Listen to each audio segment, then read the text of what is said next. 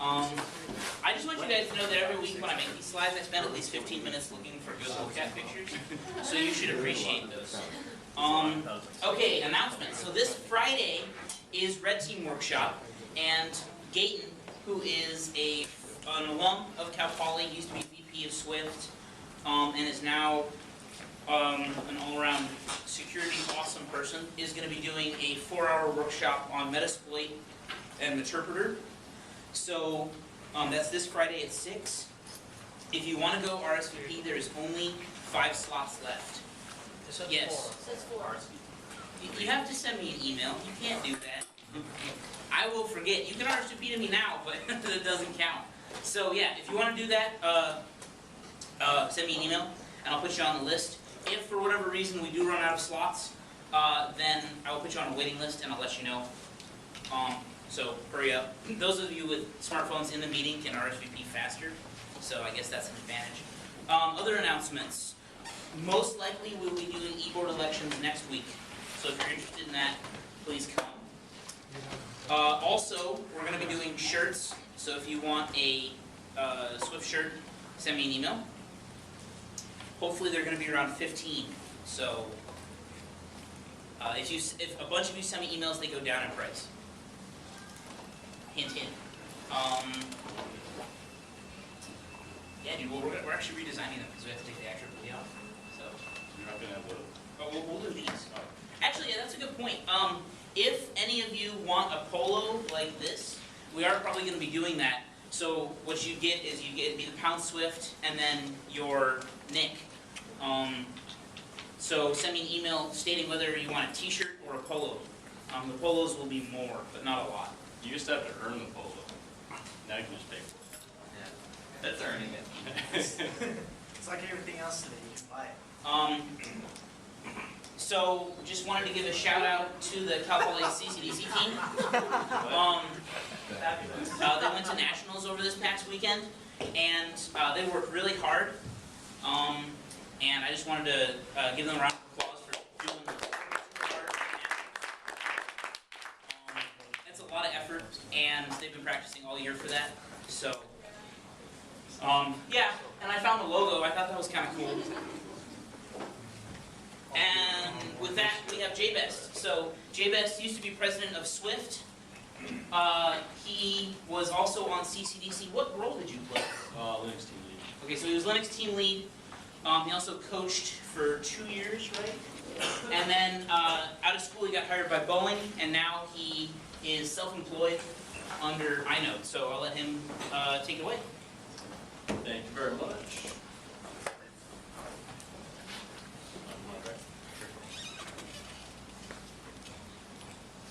Get it in.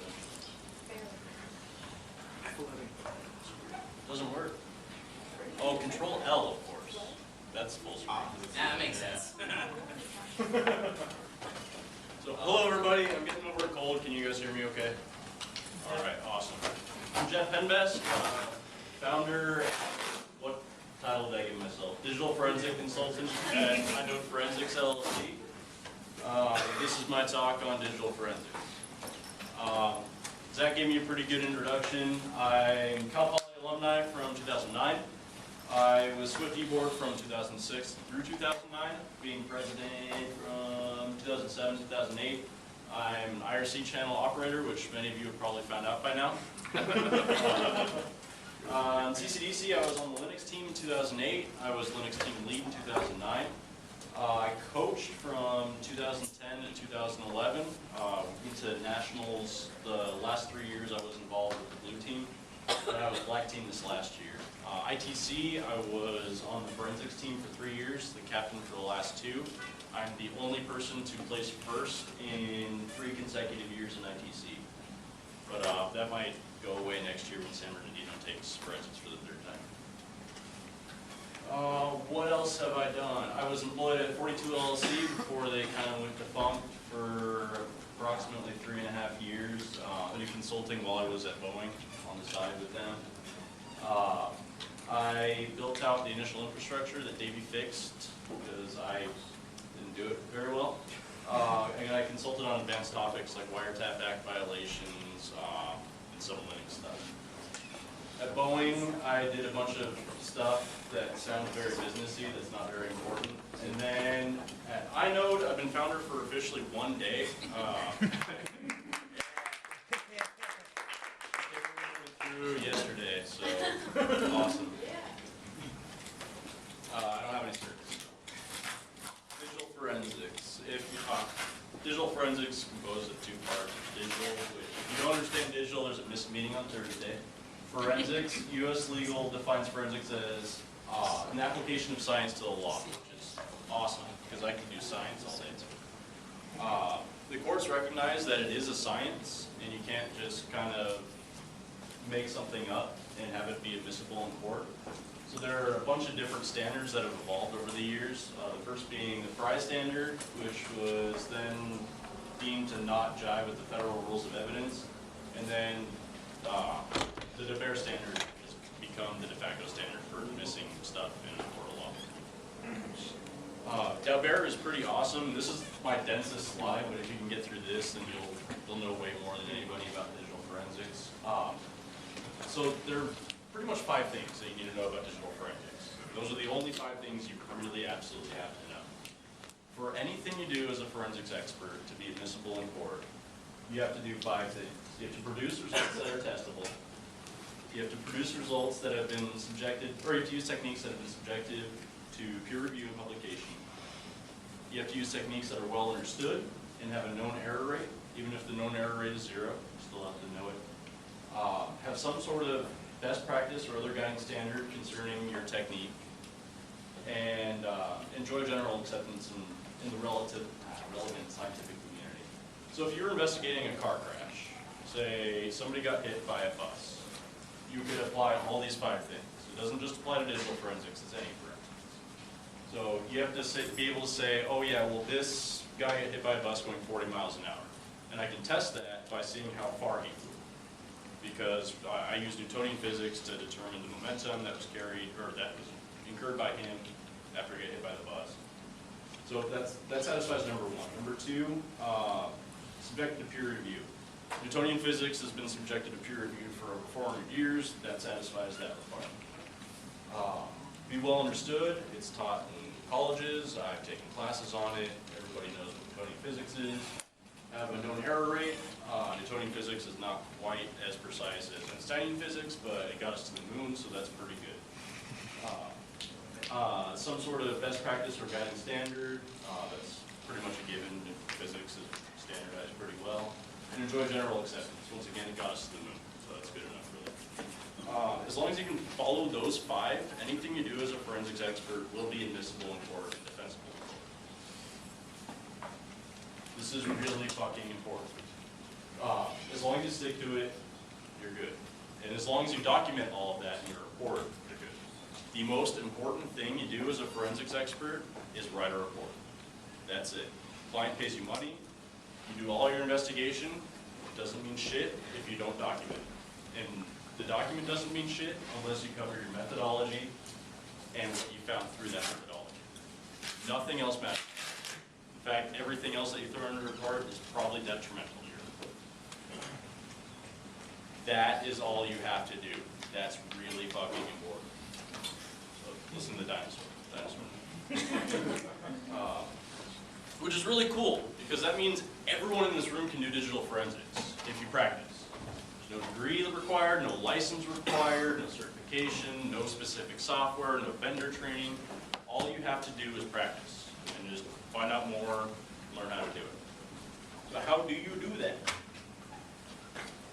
There are 3 basic things you need to know to get started. You need to know chain of custody, which is really important. If you get evidence, you have to keep track of it. You have to know who's touched it before, who touches it after you, and keep a log of all of that to ensure the validity of the evidence.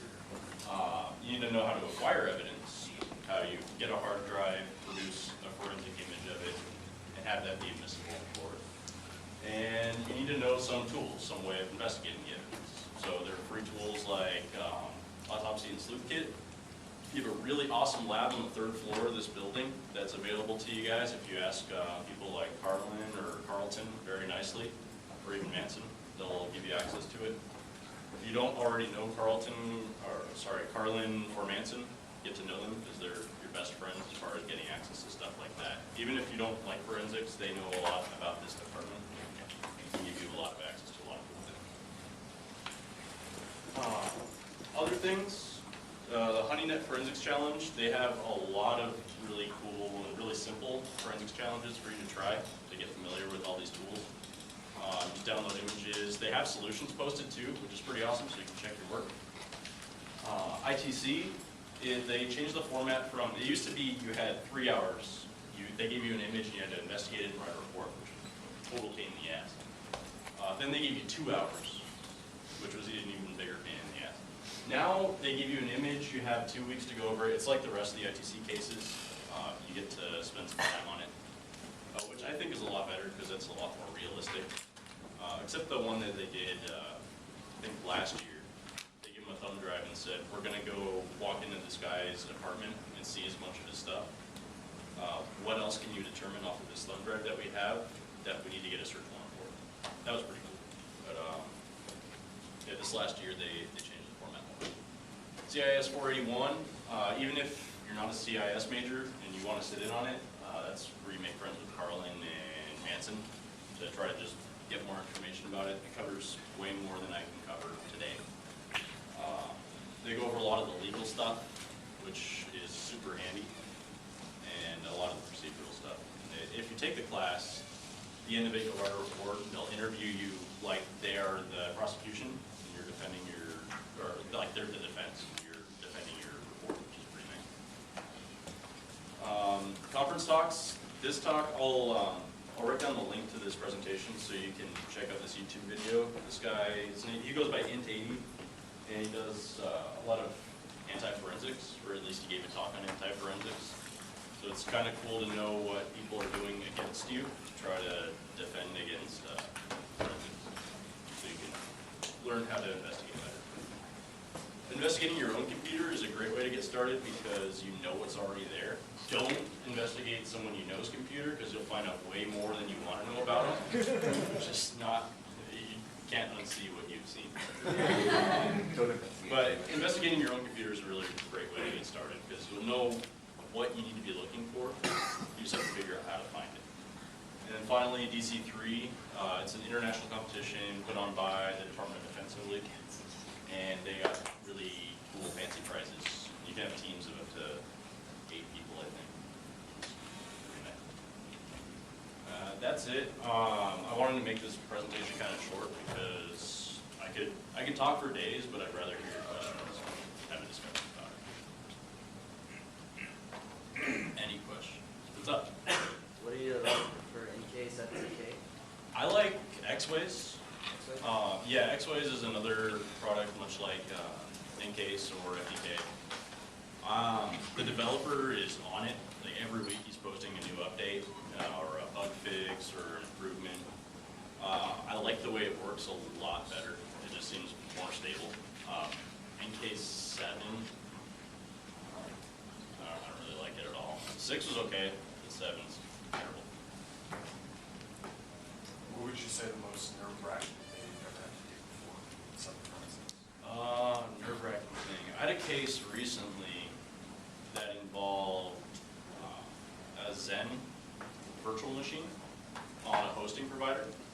So this company had a VPS where they bought a virtual private server on this Zen hypervisor machine. So if you guys familiar with the concept, it's like ESX, a VM running in that. Except in Zen virtual machines, you don't have a dedicated virtual disk like you do in VMware. It's more like a BSD jail concept where the files get remapped to a virtual file system inside of the virtual machine. So there's no disk. I can't take an image of a disk. I talked to the guys at the hosting company, and they said, we will not give you a virtual image of this machine because it does not exist. Which is kind of a real pain in the ass for me because that's what I work with. I take a virtual image or some sort of image of a machine, I analyze it, figure out what happened, and then write a report. I can't do that in that case. So what I had to do was I ended up just rsynching the entire file system down, which was a pain in the ass, but it worked. I created a logical file collection using FTK Imager and said that is my image, and then I investigated necessarily nerve-wracking, it's more of a pain in the ass and something new, something that they don't teach in classrooms. There isn't really a whole lot of media about forensics on. So that was kind of interesting. How did you establish the validity of the image?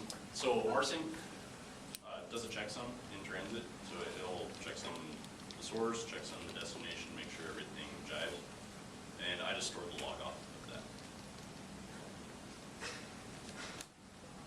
So for someone like me who encrypts all their hard drives, uses SSL, Tor, and other sorts of devices like that, are there any other mechanisms for thwarting forensics that? There are definitely plenty of mechanisms for thwarting forensics. So you could encrypt your hard drive and then not give me the password, and that has recently been validated by an appeals court, I think, as a valid defense. That's pleading the fifth, because you know something that could incriminate you that you're not giving up. It's like having a combination to a lock, is what they analogize it to. Because you know that combination, if you give that up, you are incriminating yourself. So you're not obligated to give up the password for an encrypted log, which didn't used to be the case, and is not in the UK. In the UK, you can be imprisoned or no. I think someone was imprisoned for obstruction of justice, but they couldn't get him for child pornography because they didn't give the password. So yeah, it works differently in different jurisdictions, but right now, currently in the US, if you encrypt your hard drive and use a strong enough password to where I can't crack it, you're pretty good, honestly. Thanks. There are a number of other things that you can do, like using a live CD. There's not going to be a trace of anything unless I get a PCAP between whatever desktop, laptop you're using and whatever you're attacking. Then I'm not going to be able to find anything. Or if you're just pulling data off a hard drive and boot off a live CD, stick in the thumb drive, mount the local drive, copy things over, I won't be able to figure that out. Except for maybe the modified timestamps on the files that I suspect that you took. There's plenty of ways to defeat it. I catch the dumb people. That makes me feel safer. The cool thing is there's plenty of dumb people. Most criminals aren't as smart as they think they are. Anyone else? Yeah. Have there been any technological changes that are going to pose issues for you? Yes. Yes, absolutely. Solid state hard drives, fucking bitches. So traditional hard drives, you've got your platter, you've got your data, you delete the data, it just deletes the pointer to the data. It doesn't actually go in and wipe anything. So all the things that you ever deleted and emptied your recycle bin, your safe, no, I can find all of that. As long as it hasn't been overwritten by something else. Solid state hard drives, on the other hand, they overwrite each of the unallocated spaces with zeros. So as long as the drive is powered on, it's doing its cleanup routine and erasing data that I want, which sucks. So it also means that if I acquire a solid state hard drive and then acquire it again immediately afterwards, the checksum is going to not match. The MD5, the SHA-1, whatever I do is not going to match between the first time and the second time because things are constantly getting wiped off of that drive. So that is a royal pain in the ass currently. So what do you do to get around that? I just deal with it. It's a known thing that everybody just has to accept. So whoever takes the image has to do it as quickly as possible, get as much data as possible, and then just leave it powered off somewhere. So that's the best you can do. And that happens a lot. A lot of the time you can't do it by the book, the way guidance software says, the way your forensics instructor says. You just have to make the best effort and document everything you did that was outside of, or document everything you did, period. So when you go into court and somebody says, well, why didn't you do it the right way? You can say, these are the things I ran into. I did the best effort. I documented it all properly, and that's all I got. Yeah, so like if you want to delete all the data off a hard drive, isn't there some like standard that you need to like zero it like 30 times or something? So there's a lot of, That's the Gutman cast. yeah, there's 32. 32. So 35. So Gutman is crazy paranoid motherfucker from New Zealand. He determined that to completely irreversibly wipe data from a hard drive, you need to go over it 35 times with specific patterns of data on a hard drive. I don't care about that. If you go over it once, I'm not gonna find it, because I don't wanna turn it over to someone else and pay them $50,000 to recover. I just don't care. And most of my clients don't care. Unless you're going up against a foreign government or something, one pass of zeros is good enough to ruin my day. That's really all you need to do. If you are going up against a foreign government, like the DoD, which is why they have the DoD 3-pass and 7-pass, then you need to be a little more careful. The DoD, they have two different standards depending on what kind of media, what kind of sensitivity they're working with, either 3-pass or 7-pass. Usually they just do 7-pass anyway. It's better safe than dead. Anyone else? Yeah. A lot of us aren't going to be heavily in forensics, but doing more of the system administration and instant response work. What kind of tips would you give to us to make sure that we preserve evidence when we're responding to an incident? I love sysadmins that are concerned about forensics, because sysadmins that aren't concerned about forensics are the kind of people that try to go in, remediate the problem, stomp all over evidence that would otherwise be admissible in court, don't know to pick up the phone and call me first, or some sort of other person who does incident response work. So that's a really, really good question. What you want to do is try to avoid changing stuff on a disk. If your business is on the line and you need to get that box up, by all means, go ahead and try to get that box back up, or try to get the intruder out. But log everything you do. Make sure you keep track of, if you can save binaries, if you can save things, just artifacts that an intruder has left behind. Store all that off. Document where you got it. Document how you stored it, what time everything happened. So I can go in and sort of reconstruct the timeline and say to a courtroom, this is what happened. Because that's what I need. That's the information I need. Things not to do: don't turn over a laptop to your local PC repair guy for them to investigate, because they're going to boot it up. There was a case I worked where this company had 2 laptops from people that they suspected some wrongdoing of. They turned them over to the local PC repair guy, and the PC repair guy said, "Oh yeah, I'll figure out what happened." What does he do? He boots it up, he starts poking around the file system. No, you don't want to boot up the computer ever if it's powered on. I want to take an image of the hard drive and work from that. I want to copy it, leave the original one. So now I have to go back in and figure out exactly not only what the suspected people did, but what everybody did afterwards, and make sure that they didn't plant evidence. Just verify that. It makes my life a whole lot worse, or a whole lot more difficult, and it makes the client have to pay a lot more.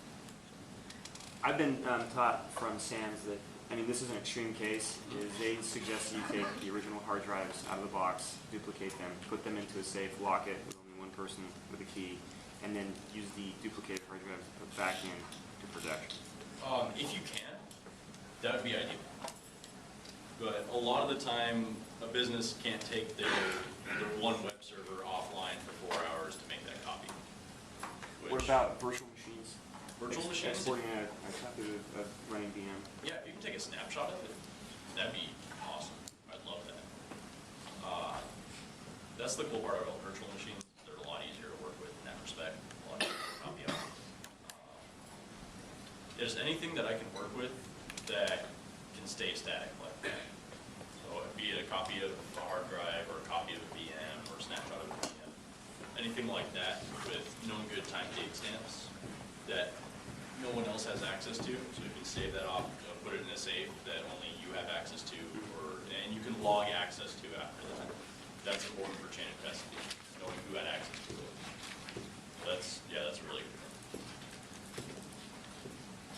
How often do you lift your reports? If you write your reports right, you don't have to go testify in court. That's really what it boils down to. Because the opposing side is going to read your report, say, this guy's better than our expert, we don't want to put him on a stand. That's your goal. If there's something that you put in there saying, oh, well, I suspect, or John Doe did this on the computer. That's a huge red flag because you don't know who was at the keyboard at that time. Unless in their deposition that you ask them, did anyone else have access to your computer ever? And they say no. Then you can place them at the keyboard because they just admitted that they were at the keyboard the entire time. No one else is using the computer. But unless there's a case like that, you don't want to implicate a specific person. You just say the user. So, and the lawyers know this. They'll try to use everything that is in your report against you to put you on the stand and then just fry you. And you don't want that to happen. So if you can write your report properly, you won't have to show up because the other side will be scared. But that said, everything that I do is intended to go into a court. Everything I produce, everything that I write down in the course of a case could end up in a court. And that matters. If you write something down, you know, these are my notes, this guy seems like a dick, and then you just keep going, you know, writing down all your notes. You saying this guy seems like a dick could end up in a court. And that reflects poorly on you because you just made a judgment call on that guy outside of the evidence. You're just, you know, a personal attack on him. So now it's a witch hunt. And now you're getting fried on the stand. Basically, it's the word shopping. Right. Have you ever had a moment where you actually were sitting in court testifying for yourself? I've never testified. What's the most horrible, not safe for life thing you've had to deal with in forensics? Lesbian porn. Not good lesbian porn. Oh. Really bad. Oh. Yeah, the gay porn I can deal with. That, the lesbian.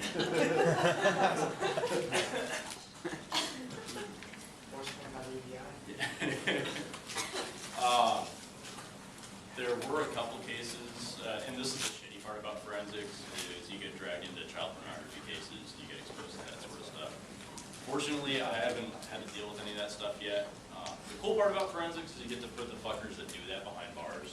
Fuck them. Bad part is you get to see the true scum of society. You have to be able to reconcile.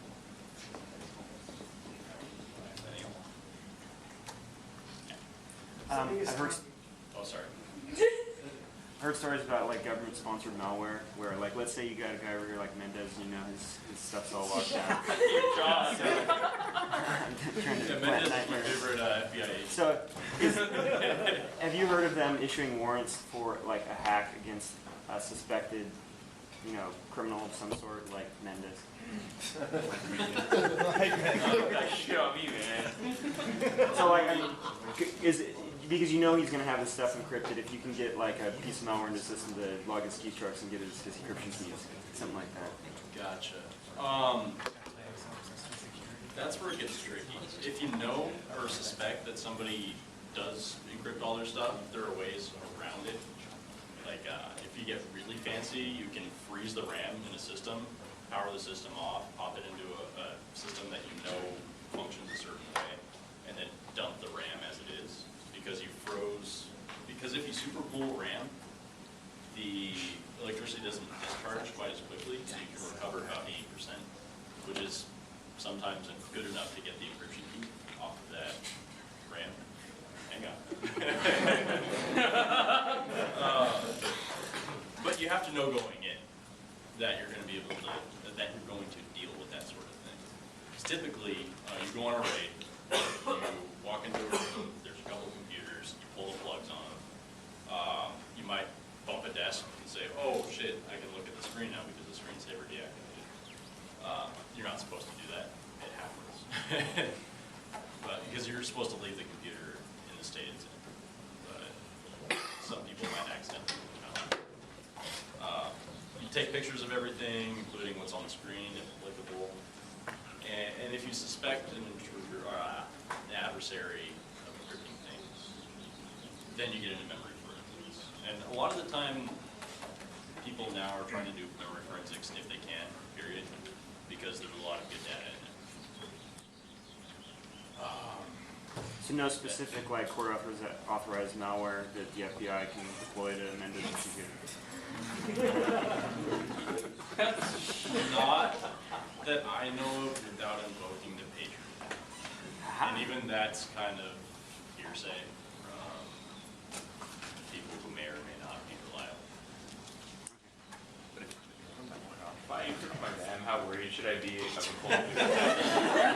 Because it is. I'm just Next curious. question. So what would employers look for in a resident if you wanted to get into digital forensics? So if you want to get into forensics, doing things like ITC, proving yourself among your peers in some sort of competition environment is always helpful. Taking classes is always helpful because a person who's taken a forensics class has, if there was, how did somebody put it?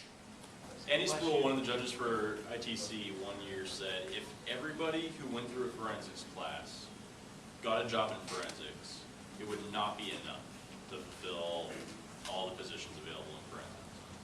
Which might be a stretch, but it's not far from the truth. So taking a class puts you in front of everybody else who wants to get into forensics. Practicing.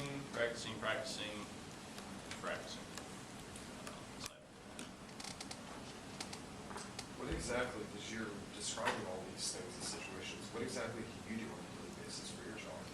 I take images of hard drives that I've collected, acquired from clients who said, I suspect this guy of stealing company secrets, I suspect that this guy murdered the other guy, but we have no evidence that this guy's dead even, so we need to prove that he's dead and then prove that this guy killed the other guy. We suspect a wiretap act violation from company X against this person, so can you provide any evidence based on what I have here? And I just sit and analyze all that stuff and write reports. That's really what I do. Sit in my underwear and hang out. Sounds good. Yeah. Is there anything you can do to like physically reconstruct a hard drive? I mean, if I take a hammer to my hard drive.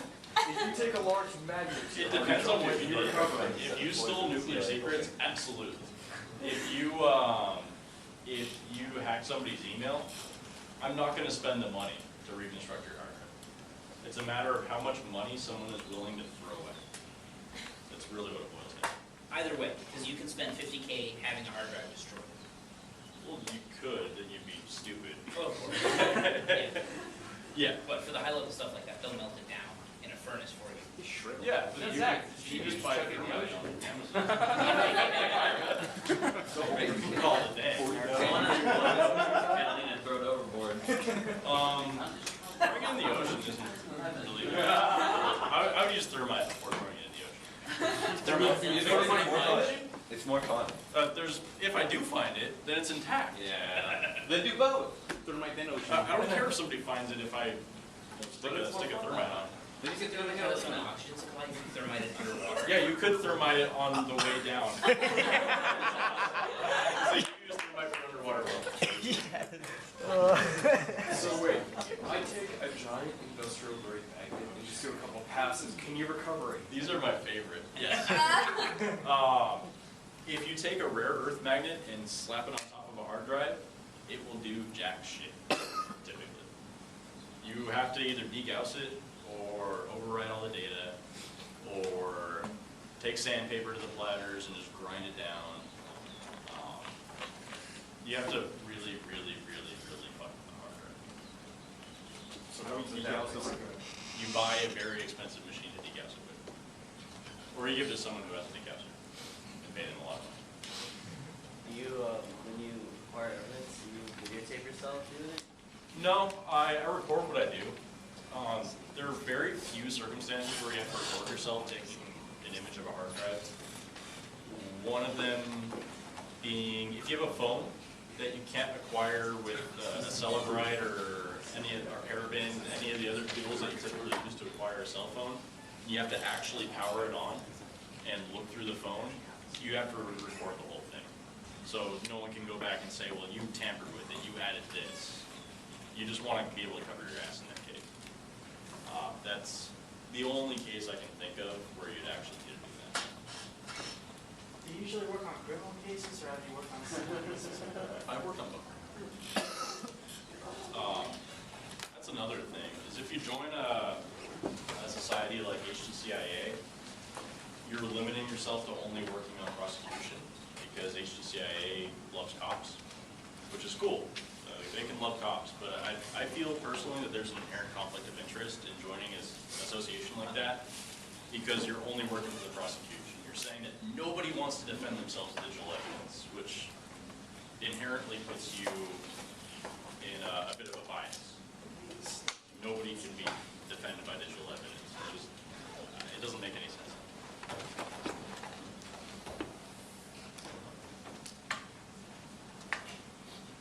We got plenty of time. Yeah. Have you ever actually worked on the defensive side of the case? Not directly. I think I just picked up some evidence to be used on the defense today for somebody, but I'm not. It was just to pick up from somebody else. Yeah. Someone removed the Etsy directory from the root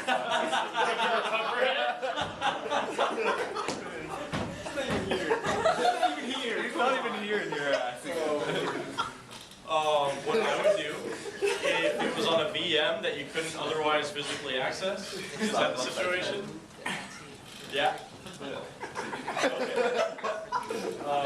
This sounds like something that happened maybe just a couple days ago. No, maybe it did. What I would have done in that case is somehow got like an Arch ISO, put it up on the data store, booted the VM with the ISO. But we couldn't do that. We could do that. Why did we do that? Because we didn't have admin rights. Not You the never had base, it, right? no. You couldn't upload anything to the data store? Nope. Couldn't do anything. Yeah. You're telling me. It didn't go into a crash show? Nope. I think this At the top, because I would have backed up Etsy and then not deleted Well, the that's original. that's what's supposed to be happening. That's a little small. I don't know what to tell you. Kinda fucked it. Do you work more now that you work for yourself or before when you worked for someone? Yeah, I definitely work more now. Does that mean you wake up? Sometimes. I woke up at 6 today. Why? Oh. Yeah, so I was in Palm Springs today. Oh, I'm so excited. Yeah, it wasn't glorious. It really wasn't. I saw the inside of the police department and left. But yeah, I definitely work a lot more now that I work for myself. That's just part of the territory. I'm my own boss. I'm an accountant. I'm my own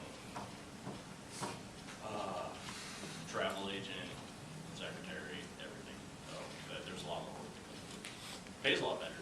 It's a lot more fun. It's a lot more rewarding. Yeah. How's working at Boeing, honestly? Would you recommend that I got a job there? Ask me after I'm being recorded.